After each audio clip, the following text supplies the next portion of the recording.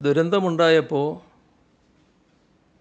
ആദ്യത്തെ വിളി രാഹുൽ ഗാന്ധിയുടേതായിരുന്നു, രണ്ടാമത്തെ വിളി പ്രധാനമന്ത്രിയുടേതായിരുന്നു, മൂന്നാമത്തെ വിളി ആഭ്യന്തരമന്ത്രി അമിത്ഷായുടേതായിരുന്നു.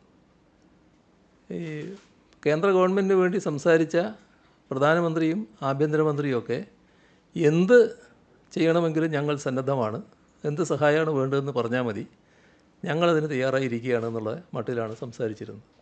ഞാനത് അന്ന് തന്നെ നിങ്ങളുടെ അടുത്ത് പറഞ്ഞു എന്നാണ് എൻ്റെ ഓർമ്മ. ഈയൊരു മനോഭാവമാണ് ആദ്യം അവർ പ്രകടിപ്പിച്ചതെങ്കിലും അതിൽ നിന്ന് പിന്നെയൊരു ചെറിയൊരു വ്യത്യാസം ചിലർ പ്രകടിപ്പിക്കുന്നതായി കാണുന്നു. ഇപ്പോൾ ഈ ദുരന്തം എന്ന് പറയുന്നത് അനേകം മനുഷ്യരുടെ ജീവനെടുത്ത ഒരു ദുരന്തമാണ്. അതിലുമേറെ പേരുടെ ജീവിതത്തെ വല്ലാത്തൊരു അസന്ദിഗ്ധതയിലേക്ക് തള്ളിവിട്ട ദുരന്തവുമാണിത്. ഒരു പ്രദേശത്തെ നാമാവശേഷമാക്കിയ ദുരന്തവുമാണിത്.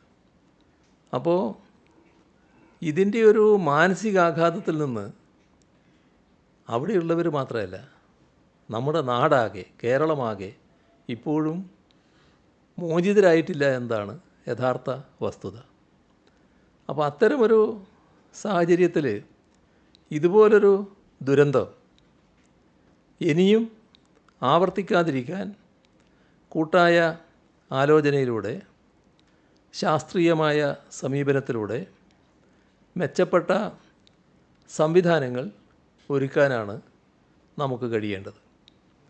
നമുക്ക് എന്ന് പറയുന്നതിൽ നമ്മുടെ സംസ്ഥാന ഗവൺമെൻറ് മാത്രമല്ല, കേന്ദ്ര ഗവൺമെൻറ് അതിൽ പ്രധാന പങ്കുണ്ട്, നമ്മുടെ സമൂഹത്തിനാകെ അതിൽ പങ്കുണ്ട്.